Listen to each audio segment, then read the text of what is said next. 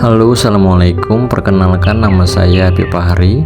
Saya guru SMA Negeri 1 Janmas sekaligus mahasiswa PPG dalam jabatan tahun 2023 LP3 UIN Raden Patah, Palembang. Bismillahirrahmanirrahim. Assalamualaikum warahmatullahi wabarakatuh. Waalaikumsalam warahmatullahi wabarakatuh. Kabarnya hari ini anak-anak? Baik. Baiklah, sebelum kita mulai materi pada hari ini, silakan ketua kelas sama pimpin doa terlebih dahulu. Baiklah teman-teman, sebelum kita mulai pelajaran pada hari ini, alangkah baiknya kita membaca doa terlebih dahulu. Berdoa, mulai.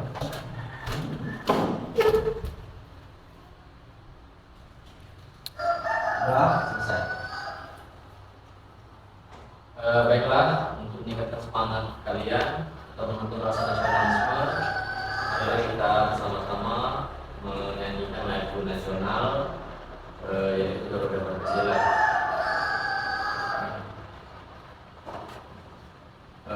Bintang, ajak kawan lagi mungkin. Oke, mulai ya. Bapak itu sampai 3 mulai ya nyanyinya ya. 3, 2, 1. Garuda Pancasila, akulah pendukungmu, patriot proklamasi, sedia berkorban untukmu. Pancasila dasar negara, rakyat adil makmur sentosa, pribadi bangsaku.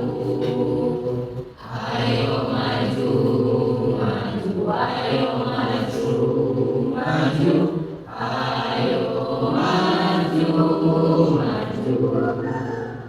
Alhamdulillah, ternyata suaranya makin merdu ya.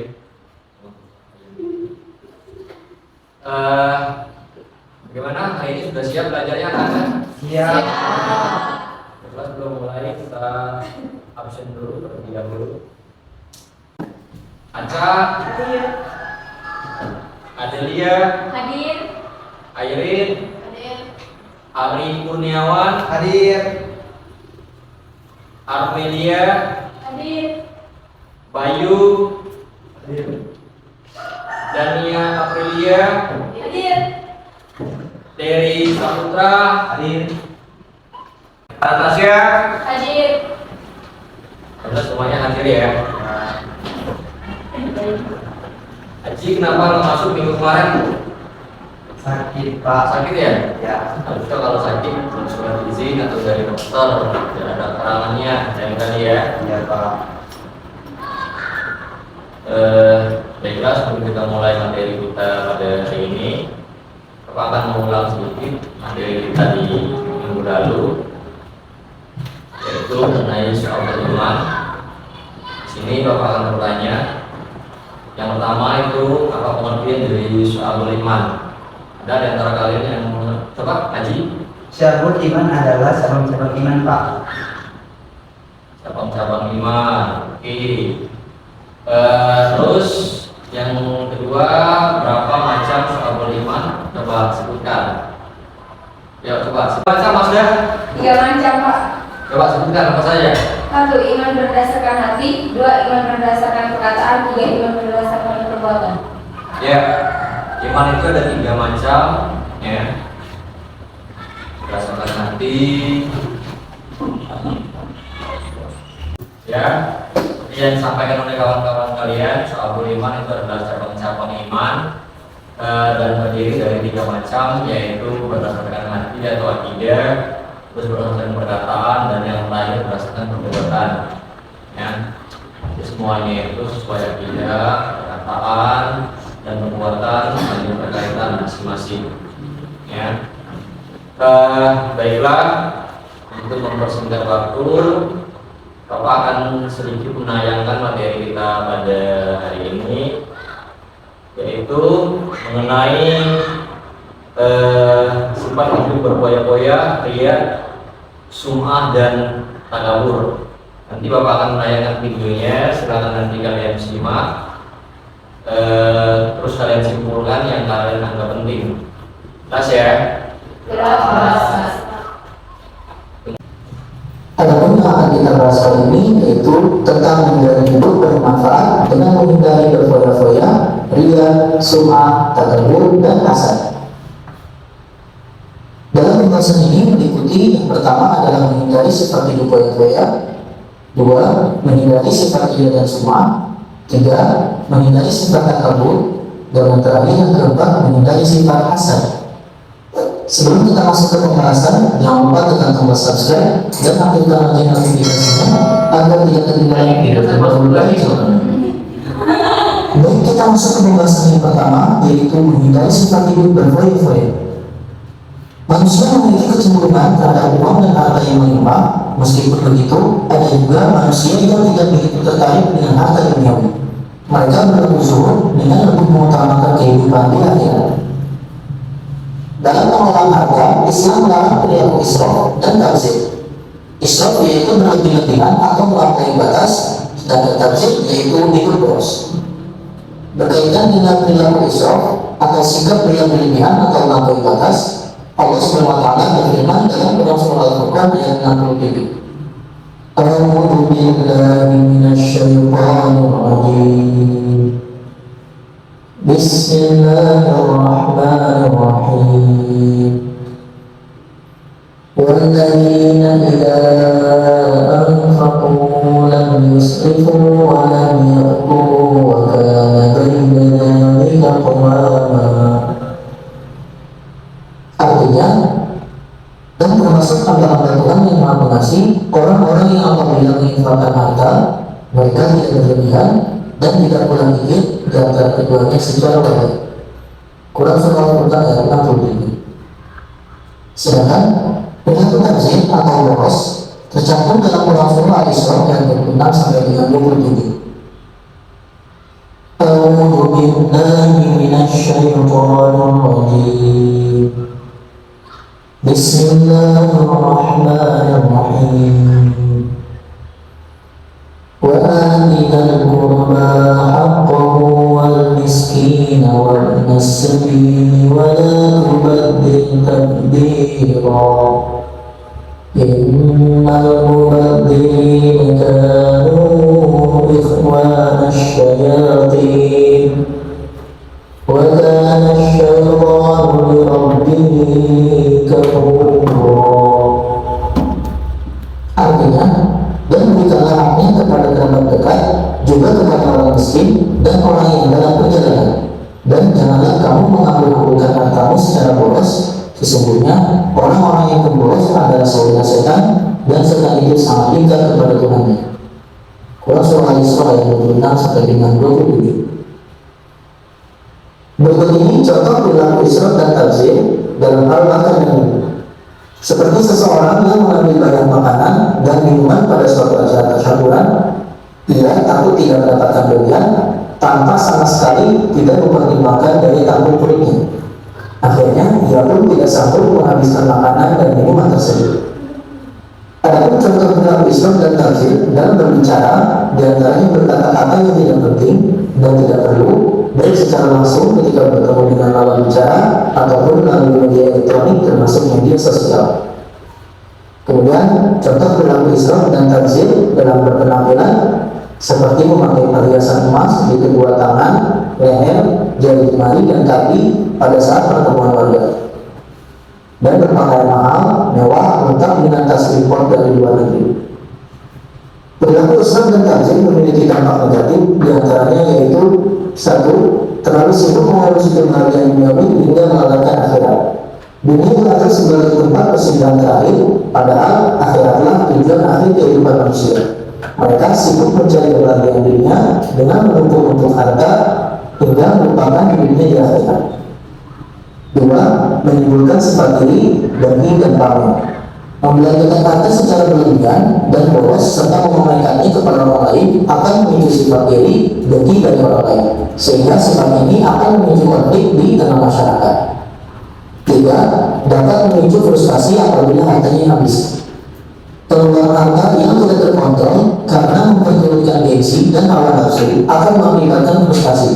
Mereka pun pasti akan khawatir apabila hartanya habis dan tidak bisa lagi membeli sesuatu untuk memuaskan keinginannya. Dampak yang terakhir, yang keempat, berpotensi menimbulkan sifat kikir. Kekhawatiran berlebihan atas kekurangan harta tersebut membuat mereka bersifat kikir dan tidak mau berbagi dengan sesama. Karena takut jatuh miskin, akhirnya tidak ada kepedulian kepada fakir miskin yang benar-benar membutuhkan bantuan. Berikut ini cara untuk menghindari sifat hidup berfoya-foya. 1. Membelanjakan harta sesuai dengan skala prioritas kebutuhan. Antara kebutuhan primer, sekunder, dan tersier harus dibuat prioritas mana yang harus dipenuhi terlebih dahulu. 2. Membiasakan bersedekah dan membantu orang lain. Harta kita yang sebenarnya adalah harta yang disedekahkan kepada orang lain. Kebiasaan bersedekah akan membangkitkan rasa empati kepada orang lain, terlebih lagi akan mempererat hubungan antar sesama warga di masyarakat. 3. Bergaya hidup sederhana. Hidup apa adanya akan membuat hati dan pikiran tentram. Ia pun akan merasa bahagia apabila melihat orang lain hidup berkecukupan dan akan tergerak untuk membantu orang lain yang membutuhkannya. Cara yang keempat yaitu selalu bersyukur, menerima dengan senang hati atas semua karunia dari Allah akan membuatkan ketenangan batin. Orang yang bersyukur akan sepenuhnya menyadari bahwa segala nikmat itu adalah bentuk kasih sayang dari Allah, sehingga timbulnya keyakinan bahwa Allah telah menjamin rezeki semua makhluk ciptaannya. Tidak mungkin Allah SWT akan membiarkan manusia untuk hidup sengsara. Cara yang kelima yaitu bertindak selektif dan terencana. Merencanakan kehidupan di masa yang akan datang akan membuat seseorang lebih selektif dalam memutuskan penggunaan harta. Yang keenam, bersikap rendah hati. Harta merupakan titipan dari Allah agar dipergunakan di jalannya. Sesungguhnya kehidupan di dunia ini merupakan ladang untuk beramal demi kebahagiaan di akhirat. Oleh karenanya, seseorang harus menjauhi perasaan paling kaya dan paling hebat, karena kekayaan seseorang di muka bumi ini tidak ada artinya dibandingkan kebesaran dan kekuasaan Allah Subhanahu wa Ta'ala. Pembahasan yang kedua yaitu menghindari sifat riya dan sum'ah. Riya secara bahasa memiliki arti menampakkan atau memperlihatkan, sedangkan secara istilah yaitu melakukan ibadah dengan niat supaya mendapatkan pujian atau penghargaan dari orang lain. Sedangkan sum'ah secara bahasa memiliki arti memperdengarkan, secara istilah yaitu memberitahukan atau memperlihatkan amal ibadah yang dilakukannya kepada orang lain agar dirinya mendapat pujian atau sanjungan. Dari segi tingkatan, riya terbagi menjadi dua, yaitu riya khalis dan riya syirik. Riya khalis yaitu melakukan ibadah hanya untuk mendapatkan pujian dari manusia semata, sedangkan riya syirik yaitu melakukan suatu perbuatan karena niat menjalankan perintah Allah dan sekaligus juga karena ingin mendapatkan sanjungan dari orang lain. Kemudian ditinjau dari bentuknya, riya ini terbagi menjadi dua, yaitu riya dalam niat dan riya dalam perbuatan. Adapun contoh riya dalam niat, yaitu seseorang berkata bahwa ia ikhlas beribadah karena Allah, padahal dalam hatinya tidak demikian, maka hal ini termasuk ke dalam riya dalam niat. Adapun contohnya dalam perbuatan, seperti yang pertama, seseorang memperlihatkan badan yang lurus dan wajah yang pucat agar disangka sedang berpuasa dan menghabiskan waktu malam untuk sholat tahajud. Atau yang kedua, seseorang memakai baju muslim lengkap dengan surbannya agar disangka sebagai orang yang soleh. Ada juga seseorang yang memperlihatkan tanda hitam di dahinya agar disangka sebagai ahli sunnah. Rasulullah SAW menegaskan bahwa ini termasuk ke dalam syirik khafi, yaitu syirik yang samar dan tersembunyi. Karena sifatnya ini terkait dengan niat dalam hati, sedangkan isi hati manusia hanya diketahui oleh Allah SWT. Sebagaimana firman Allah SWT dalam Quran Surah Al-Baqarah ayat 264 yang artinya, wahai orang yang beriman, janganlah kamu merusak pernikahanmu dengan menimbun mulutnya dan menyakiti perasaan penerima. Seperti orang yang menginfakkan hartanya karena dia pamer kepada manusia dan dia tidak beriman kepada Allah dan hari akhir. Perumpamaannya orang seperti itu seperti batu yang licin yang di atasnya ada hidup. Kemudian batu itu ditimpa hujan lebat, maka tinggallah batu itu licin lagi. Mereka tidak memperoleh sesuatu apapun dari apa yang mereka kerjakan, dan Allah tidak memberi petunjuk kepada orang-orang kafir. Ria dan sum'ah merupakan penyakit hati yang merusak amal seseorang, dan kedua sifat ini sulit sekali untuk terdeteksi.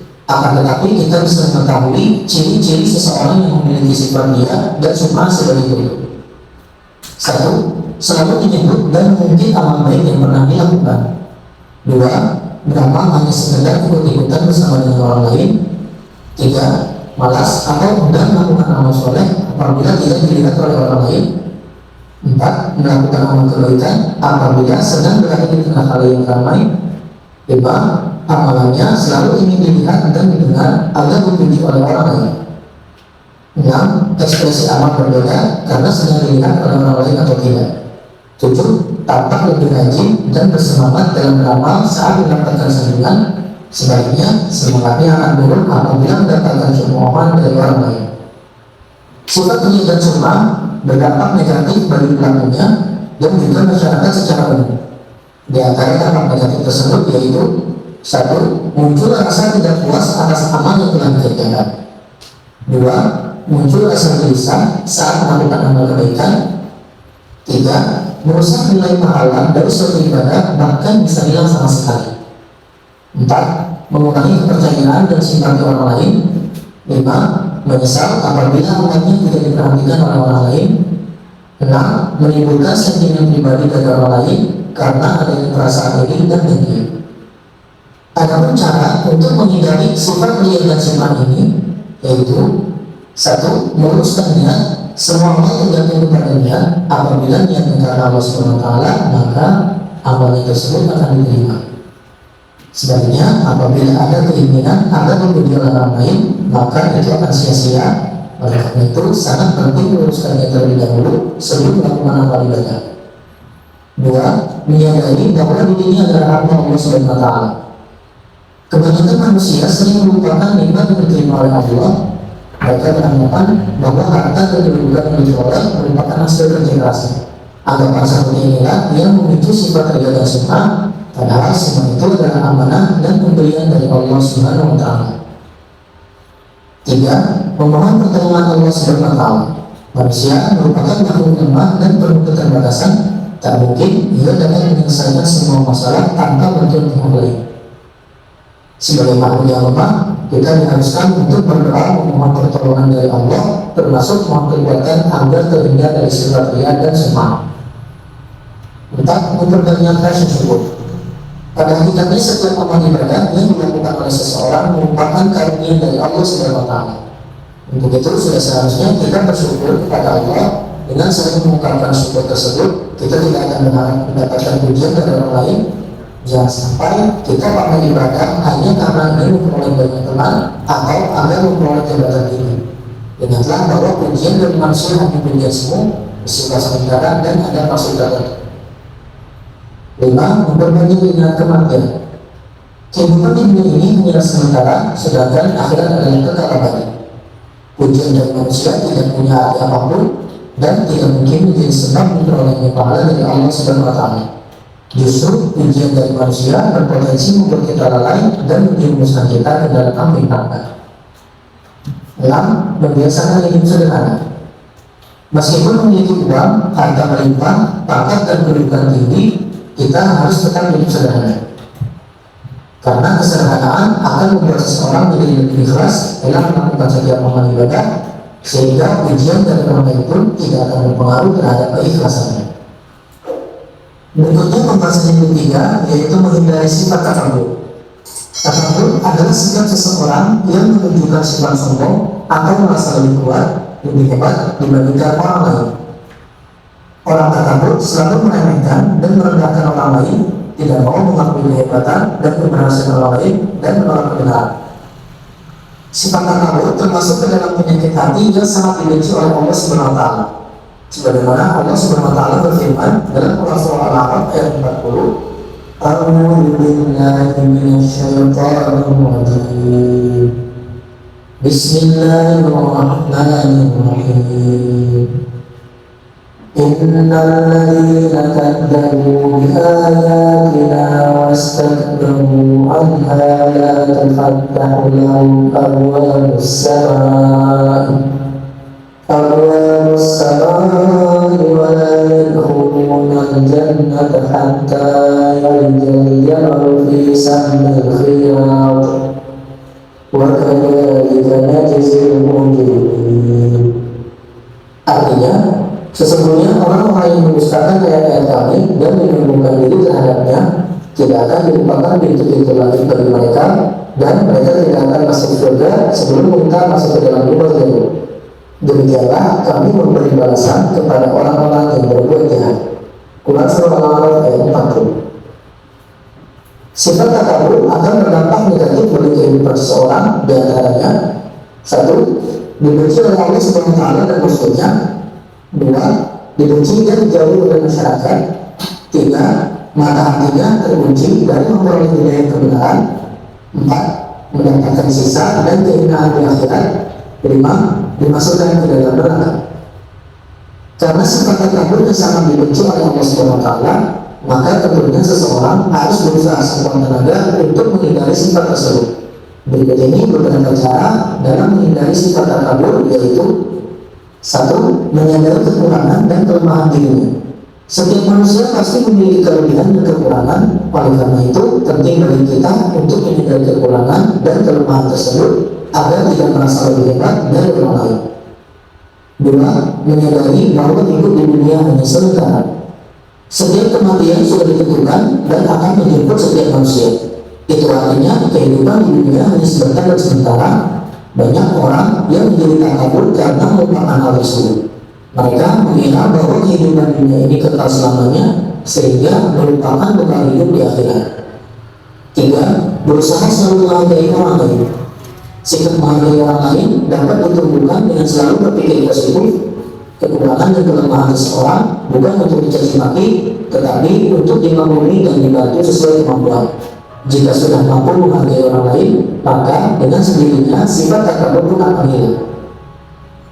4. Bersifat rendah hati atau tawadu. Rendah hati merupakan lawan dari sifat takabur. Setiap kelebihan yang dimiliki oleh seseorang merupakan karunia dari Allah. Bisa saja nikmat dan karunia tersebut dicabut oleh Allah Subhanahu wa Ta'ala dari diri seorang hamba. 5. Ikhlas dalam melakukan ibadah. Allah Subhanahu wa Ta'ala akan menerima amal ibadah yang dilakukan dengan ikhlas. Banyak melakukan amal ibadah pun dapat menjerumuskan seseorang pada sifat takabur. Hal tersebut bisa dihindari dengan selalu berusaha ikhlas dalam melakukan ibadah. Keikhlasan dalam beribadah akan menghilangkan sifat takabur. Pembahasan yang keempat yaitu menghindari sifat hasad. Hasad adalah sifat seseorang yang merasa tidak senang terhadap kebahagiaan orang lain karena memperoleh suatu nikmat dan berusaha menghilangkan nikmat tersebut. Sifat ini muncul pada diri seseorang dikarenakan adanya rasa benci terhadap segala sesuatu yang dimiliki oleh orang lain, baik berupa harta benda atau jabatan. Allah Subhanahu wa Ta'ala secara tegas melarang sifat hasad seperti tercantum dalam Quran Surah An-Nisa ayat 32.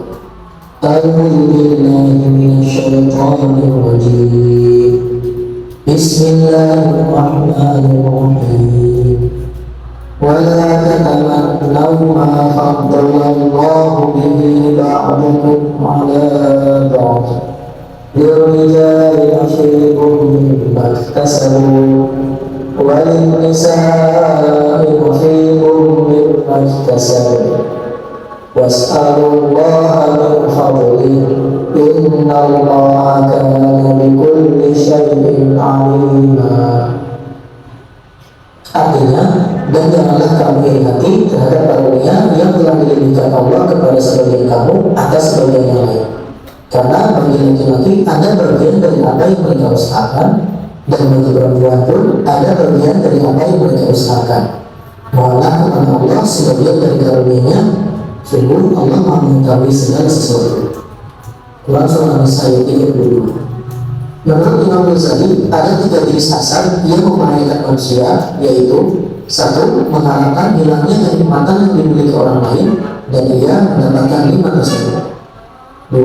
Mengharapkan hilangnya kebahagiaan orang lain sekalipun ia tidak mendapatkan apa yang membuat orang tersebut bahagia. Asalkan orang lain jatuh menderita, maka ia pun akan merasa bahagia. 3. Merasa tidak ridho terhadap nikmat yang diberikan oleh Allah Subhanahu wa Ta'ala kepada orang lain, meskipun ia tidak mengharapkan hilangnya nikmat dari orang tersebut.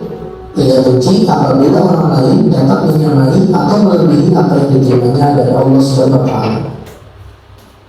Dampak negatif dari sifat hasan diantaranya adalah: satu, menentang takdir Allah Subhanahu wa Ta'ala. Orang yang bersifat hasan merasa tidak senang atas nikmat yang dimiliki oleh orang lain, padahal semua itu atas takdir dan kehendak dari Allah Subhanahu wa Ta'ala. Maka pada hakikatnya sifat hasan sama dengan menentang takdir Allah Subhanahu wa Ta'ala. Dua, hati menjadi susah. Setiap kali melihat orang lain mendapat kalimat, maka hatinya menjadi susah. Hatinya terasa gelisah dan sengsara karena menyaksikan kebahagiaan orang lain. Tiga, menghalangi keinginan berdoa kepada Allah Subhanahu wa Ta'ala. Orang yang hasan selalu sibuk memperhatikan dan memikirkan nikmat yang dimiliki orang lain, sehingga ia tidak pernah berdoa kepada Allah agar diberi karunia dan kenikmatan. Empat, meremehkan nikmat dari Allah Subhanahu wa Ta'ala. Orang yang hasan menganggap bahwa dirinya tidak diberi nikmat oleh Allah Subhanahu wa Ta'ala, sedangkan orang yang dia benci dianggap memperoleh nikmat yang lebih besar darinya. Hal ini berarti ia meremehkan nikmat yang diberikan Allah Subhanahu wa Ta'ala kepadanya. Lima, merendahkan martabat orang lain. Apabila seorang hasan kepada orang lain, maka ia akan selalu menguasai nikmat yang diberikan oleh Allah Subhanahu wa Ta'ala kepada orang-orang di sekitarnya. Hal ini dilakukan agar dia dapat menjauhkan semua orang dari orang yang dia benci tersebut. Caranya dengan merendahkan martabatnya, menceritakan keburukannya, dan meremehkan kebaikannya. Adapun cara untuk menghindari sifat hasan diantaranya yaitu: satu, meyakini keadilan Allah Subhanahu wa Ta'ala. Allah Subhanahu wa Ta'ala memberikan rezeki dan nikmat kepada semua manusia secara adil dan sesuai kebutuhan hambanya. Apabila kita meyakini keadilan Allah tersebut, maka sifat hasan akan hilang dari diri kita. Dua, memperbanyak rasa syukur. Bersyukur merupakan salah satu cara agar selalu ingat atas nikmat dari Allah. Rasa syukur juga akan menumbuhkan kesadaran bahwa semua manusia punya hak yang sama untuk memperoleh nikmat dari Allah Subhanahu wa Ta'ala. Tiga, menjaga sifat rendah hati atau tawadhu. Masih banyak orang yang lebih susah dibandingkan dengan kita. Oleh karena itu, perlu bersikap rendah hati dalam kehidupan sehari-hari. Dengan demikian, akan menghilangkan sifat rakus dan hasad pada diri kita. Empat, serta membantu orang lain. Selalu dengan tangan dan ikhlas membantu orang akan menjadikan diri kita mampu merasakan kesulitan yang sedang dialami oleh orang lain. Rasa empati ini akan menghilangkan sifat hasad kepada orang lain. Lima, mempererat tali silaturahmi. Sifat hasad muncul karena seseorang kurang mengenal dengan baik kepribadian orang lain. Dengan mempererat tali silaturahmi, maka akan timbul rasa persaudaraan antara sesama dan menghilangkan sifat hasad. 6. Mendahulukan kepentingan hidup. Orang yang hasad selalu tidak peduli dengan kebutuhan orang lain. Ia menginginkan agar selalu dilayani, diutamakan, dan didahulukan. Sifat hasad bisa dihilangkan dengan selalu berusaha mendahulukan kepentingan hidup. Itulah tadi penjelasan tentang materi kita hari ini. Untuk selanjutnya, Bapak akan membuat 4 kelompok. Kelompok pertama yaitu tentang menghindari sifat hidup berfoya-foya. Di sini yang akan diketuai oleh Dery. Terus kelompok kedua mengenai menghindari sifat riya dan sum'ah yang akan diketuai oleh Adelia. Dan yang ketiga materinya mengenai menghindari sifat takabur, diketuai oleh Ari Kurniawan. Dan untuk kelompok terakhir yaitu menghindari sifat hasad yang diketuai oleh Mas Daria. Di sini Bapak akan memberi waktu kalian untuk berdiskusi lebih kurang 10 menit ya. Jadi silakan kalian untuk diskusi. Setelah itu nanti Bapak minta kalian untuk memaparkannya. Silakan kalian ringkas materi apa saja yang kalian anggap penting dari yang Bapak sampaikan tadi. Sampai situ jelas ya? Jelas. Ya, silakan Bapak kasih waktu 10 menit. Nah, Kamu tuh udah dapet tuh. Mas dari ya. Anda mah. Kirain.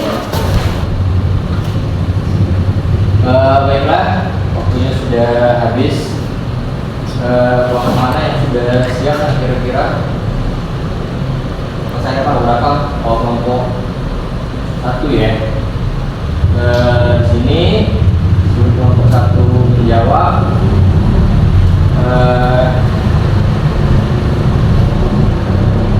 Kita akan menggunakan metode snowball atau menulis di sebuah kertas yang nantinya ada pertanyaan. Setelah itu berarti dari kelompok 1 berarti dari Dewi nanti dilempar ke kelompok selanjutnya, dan kelompok selanjutnya itu wajib untuk menjawab pertanyaan yang diberikan oleh teman yang memberikan kertas tadi. Jelas ya? Baiklah, untuk Dewi silakan coba menjelaskan bagaimana cara menghindari sifat isyarat dan konflik. Jadi berdasarkan diskusi kelompok tadi mengenai cara menghindari sifat isyraf dan takzir tadi, yang pertama adalah dengan membelanjakan harta kita sesuai dengan skala prioritas kebutuhan. Kemudian kedua, membiasakan untuk bersedekah dan membantu orang lain. Kemudian yang ketiga, senantiasa bersyukur. Selanjutnya yang keempat, bergaya hidup sederhana. Kemudian yang kelima adalah selalu hidup selektif dan terencana. Dan yang terakhir adalah bersikap rendah hati. Baik, itulah tadi paparan dari kelompok 1. Silakan Dewi, mau dilempar ke kelompok berapa? Selanjutnya saya ingin mendengar hasil dari diskusi kelompok Ari. Hasil diskusi dari kelompok kami, dampak negatif dari sifat takabur: 1. Dibenci oleh Allah Subhanahu wa Ta'ala dan Rasulnya. 2. Dibenci dan dijauhi oleh masyarakat. 3. Mata hatinya terkunci dari memperoleh hidayah kebenaran. 4. Mendapatkan sisa dan hinaan di akhirat. 5. Dimasukkan ke dalam neraka. Itulah hasil diskusi dari kelompok kami. Dilempar ke kelompok berapa? Dilempar ke kelompok. Menghindari sifat hasad: 1. Meyakini keadilan Allah Subhanahu wa Ta'ala. 2. Memperbanyak rasa syukur. 3. Menjaga sifat rendah hati. 4. Senang membantu orang lain. 5. Mempererat tali silaturahmi. 6. Mendahulukan kepentingan umum. Itulah dasar diskusi dari kelompok kami. Kami lemparkan kepada kelompok Terakhir berarti ya, kelompok Adili ya. Silakan yang mewakili. Baiklah, menghindari sifat ria dan sum'ah. Hasil diskusi kelompok terakhir. Ciri-ciri orang yang memiliki sifat ria dan sum'ah: 1. Selalu menyebut dan mengungkit amal baik yang pernah dilakukan. 2. Beramal hanya sekedar ikut-ikutan bersama orang lain. 3. Malas atau enggan melakukan amal soleh apabila tidak dilihat oleh orang lain. 4. Melakukan amal kebaikan apabila sedang berada di tengah khalayak ramai. 5. Amalannya selalu ingin dilihat dan didengar agar dipuji oleh orang lain. 6. Ekspresi amal berbeda karena sedang dilihat oleh orang lain atau tidak. 7. Tampak lebih rajin dan bersemangat dalam beramal saat mendapat sanjungan. Sebaliknya, semangatnya akan turun apabila mendapat cemooh dari orang lain. Itu tadi paparan dari teman-teman kalian. Jadi dari materi kita hari ini yaitu kita dilarang untuk atau kita dikenal menghindari hidup berpoya-poya, ria, sum'ah dan takabur, karena semua sifat itu merupakan sifat yang buruk. Jadi kalau kita mempunyai harta, lebih baik kita bersedekah daripada kita berpoya-poya. Pun juga kita tidak boleh ria terhadap perbuatan maupun apa yang kita punyai, ya. Jadi lebih kurang itulah kesimpulan materi kita hari ini. Sebelum kalian pulang atau sebelum baru mengakhiri materi kita hari ini,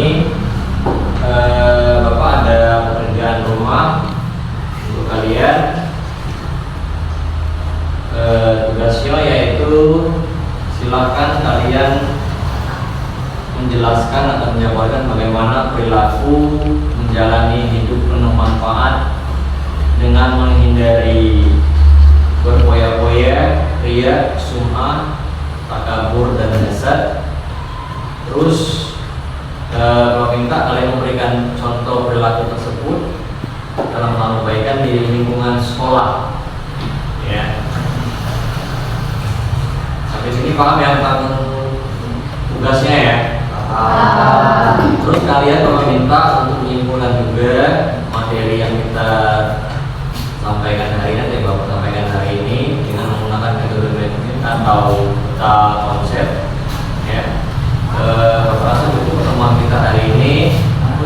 Sebelum kita mengakhiri aktivitas kita hari ini, marilah bersama-sama kita membaca doa.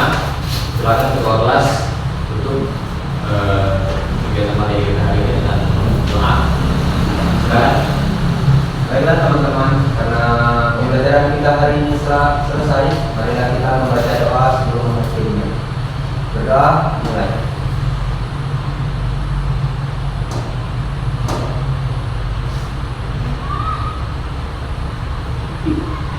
Doa selesai.